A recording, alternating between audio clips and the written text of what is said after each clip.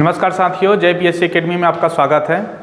आज हमारा जो टॉपिक है छत्तीसगढ़ करंट अफेयर का नेक्स्ट सीरीज, जिसमें हम चर्चित स्थल के बारे में पढ़ रहे थे और उसको सेकेंड पार्ट के रूप में आज हम पढ़ेंगे। खास तौर पे जो बचे हुए संभाग हैं और कुछ सिंगल लाइन फैक्ट देखेंगे जहां से क्वेश्चन आते हैं। आप ये दोनों पार्ट करके जाएंगे तो आपको स्थल, चर्चित स्थल से जहां पर एक क्वेश्चन डेफिनेटली आने वाले हैं, वहां से आपकी एक भी क्वेश्चन नहीं छूटेगा, वर्तमान पीएससी में हो या फिर आगामी एसआई हो या फिर और कोई भी एग्जाम हो। ठीक है, आज का हम टॉपिक चालू करते हैं। सबसे पहले हम सिंगल लाइन फैक्ट की बात करते हैं। तो आपको देखना पड़ेगा कि आरंग का एक जगह का नाम है नरदहा।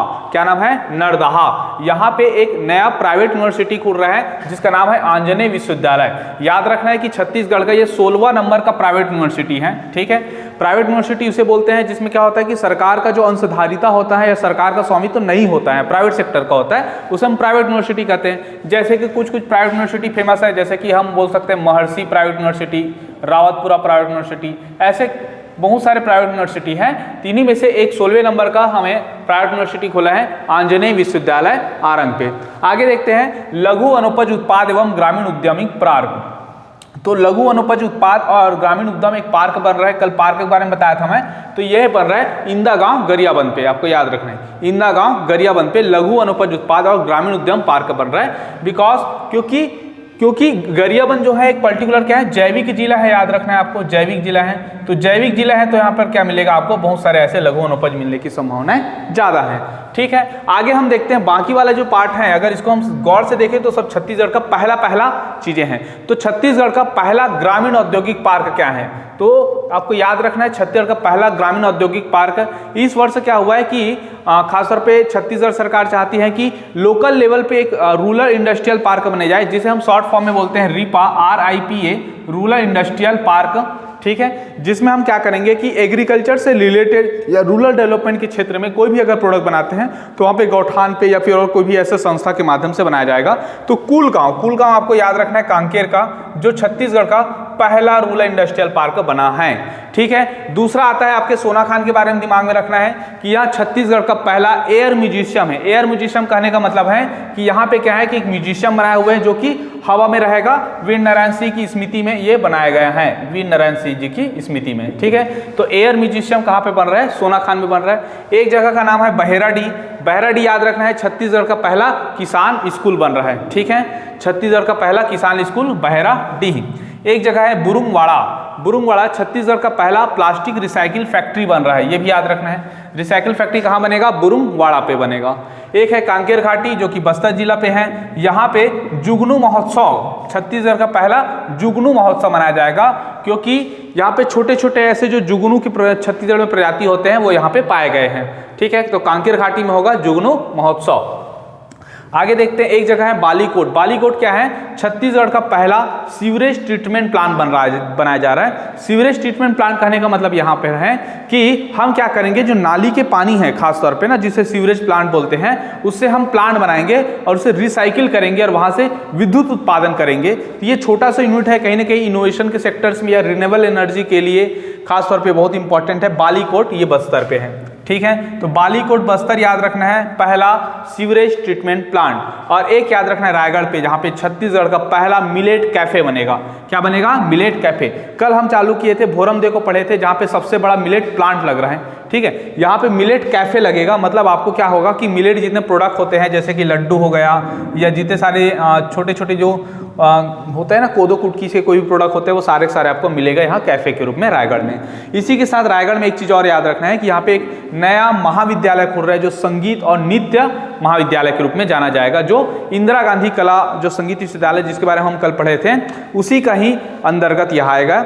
और आपको याद रखना है कि यहाँ पे चक्रधर समारोह भी होता है रायगढ़ में, जो कि संगीत, लोक कला और संगीत के लिए सबसे प्रसिद्ध है पूरे भारत में, रायगढ़ घराना करके।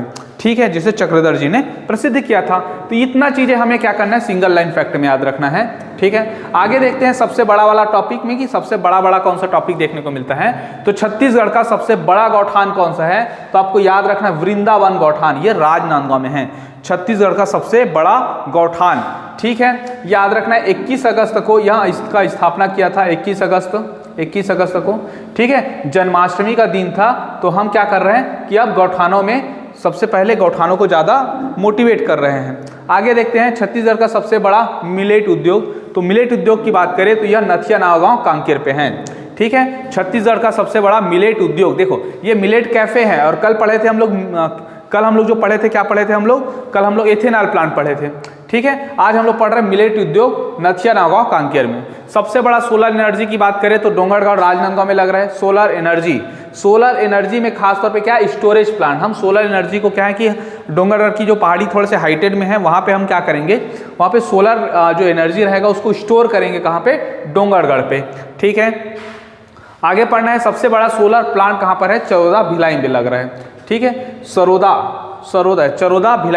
भिलाई जो कि नगर निगम है वर्तमान में, सबसे बड़ा सोलर प्लांट। सबसे बड़ा रीपा मैं अभी बताया था क्या होता है? Rural industrial park of agriculture. ये बन रहा है तुरेनार बस्तर में। पहला पूछेगा तो आपको याद रखना है कुलगांव, लेकिन अगर बोलेगा सबसे बड़ा कौन सा है तो आपको याद रखना है तुरेनार बस्तर। ठीक है, आगे देखते हैं। इसके बाद हम कुछ पुरातात्विक स्थल देखने की कोशिश करेंगे। इसमें आपका आता है गोंडवाना मैरीन फॉसिल पार्क। यह खासतौर पर बहुत प्रसिद्ध है, मनेंद्रगढ़ जिला पे है। इसको एशिया का सबसे बड़ा जीवाश्म समुद्री, खासतौर पे कौन सा?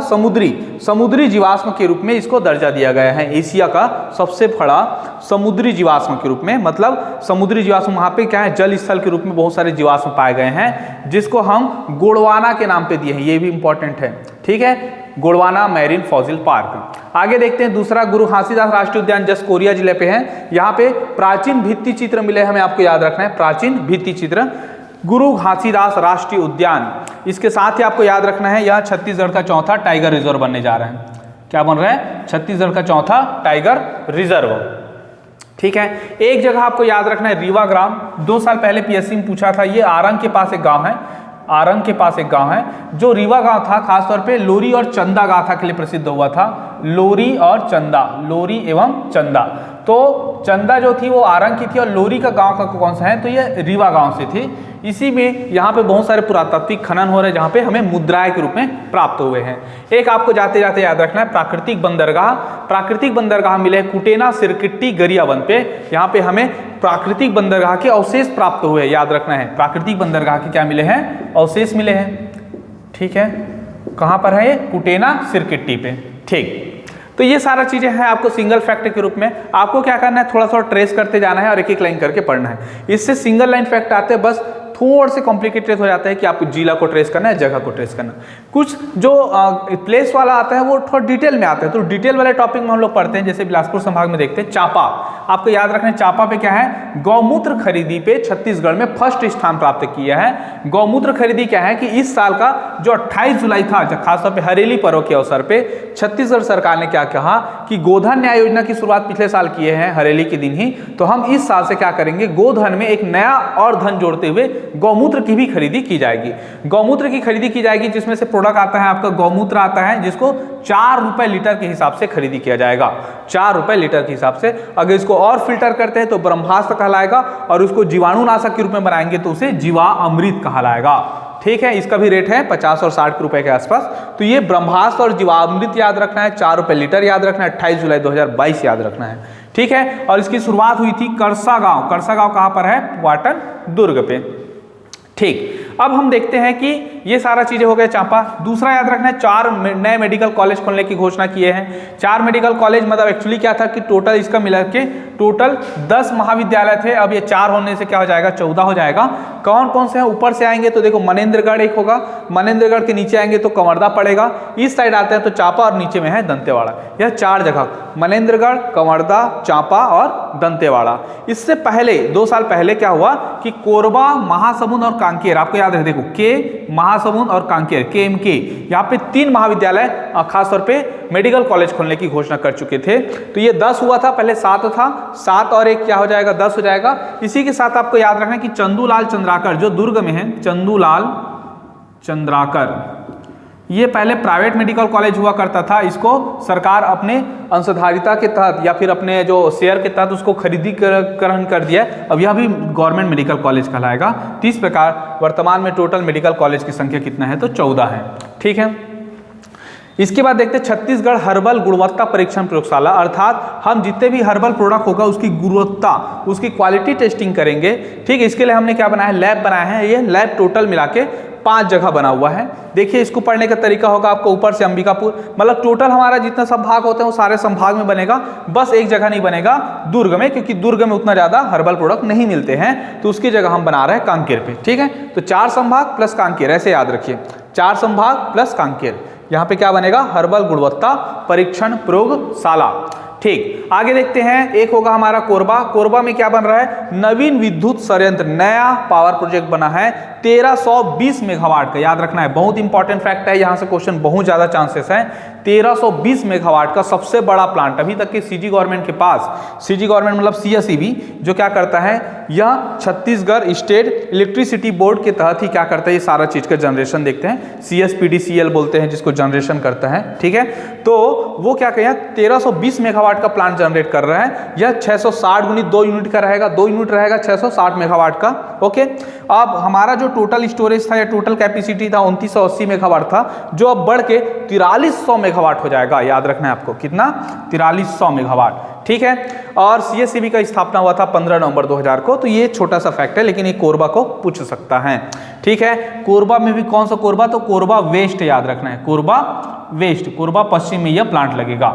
ठीक, आगे चलते हैं, एक हम जगह याद रखते हैं शिवरी नारायण, जो कि जांजगीर चांपा जिले के अंतर्गत आता है। इस साल 10 अप्रैल 2022 को भूपेश सरकार ने रामायण इंटरप्रिटेशन सेंटर बनाने की स्थापना की है। खास तौर पे हम बना रहे हैं एक ठो, क्या बना रहे हैं, हमारा राम वनगमन पथ बना रहे हैं, और राम वनगमन पथ के अंतर्गत पहला हमने जो डेवलप किया वो चंदखुरी है, चंदखुरी रायपुर में, और दूसरा हम डेवलप किया वो कौन सा जगह है, शिवरी नारायण।